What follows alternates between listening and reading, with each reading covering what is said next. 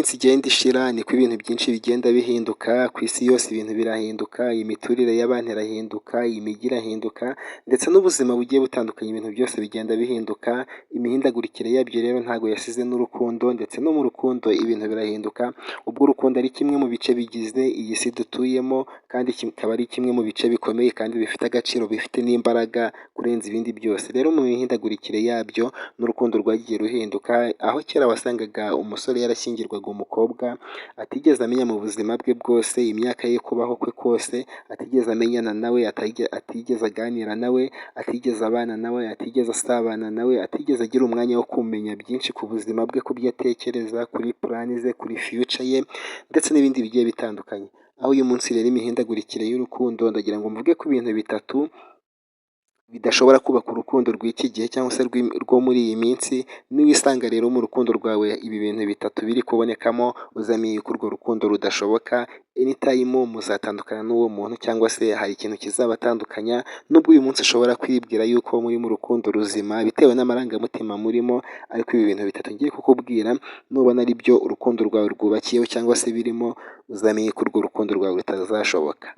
Ikintu cya mbere ni urukundo rero ugiyemo urangiwe n'undi muntu, urukundo ugiye gutereta umukobwa cyangwa se umusore, ukabanza kugisha inama, abantu bakakugira inama, bakakwereka umuntu muzima, mbega bakaguha umuntu utavuye mu byiyumviro byawe, mu bitekerezo byawe, muri purani zawe, ahubwo byaba biturutse ku babyeyi cyangwa se ku bandi bantu batandukanye, ku nshuti zawe, ariko ukabona yuko urukundo rwawe umuntu murujyanyemo ari abandi bantu bamuguhaye kubw'impamvu runaka cyangwa se kubw'impamvu runaka.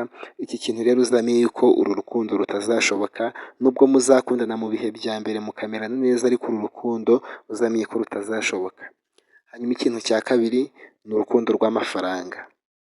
Urukundo rw'amafaranga, aho ukunda umukobwa ushingiye ku ngano y'amafaranga afite cyangwa se umusore ushingiye ku ngano y'amafaranga afite, cyangwa se ababyeyi bawe bakabigiramo uruhare, babona ufite amafaranga bakagushakira undi muntu nawe ufite amafaranga, mbega ugasanga imitungo niyo ihuje abo bantu babiri, uru rukundo narwo uzamenye ko rutazashoboka. Hanyuma rero ikintu cya gatatu ari nacyo gikomeye cyane kidashoboka mu rukundo, ni urukundo uzajyamo utayobowemo n'Imana cyangwa se n'umwuka wera. Urukundo akenshi tujya turufata mu buryo bugiye butandukanye, tukarwinjiramo mu buryo bugiye butandukanye, ariko at the beginning, mu itangiriro, Imana niyo yaremye urukundo mu bantu, niyo yarushyize mu bantu ndetse na emosiyo z'abantu n'Imana yazishyizemo. Aho Imana yaremye Adamu na Eva bwa mbere, Imana irema Adamu ariko nyuma imuremera Eva, aho yabahuje iteza imbere urukundo rwabo. Rero Imana niyo ifite holdinze urukundo rwa buri muntu wese. Rero urukundo rwose uzajyamo uyobowe n'umubiri wawe n'amarangamutima yawe, hatarimo umugambi w'Imana, urwo rukundo narwo uzamenye ko rudashoboka, kuko ruzaba ari urukundo rwawe, ntabwo ruzaba ari urukundo rw'Imana.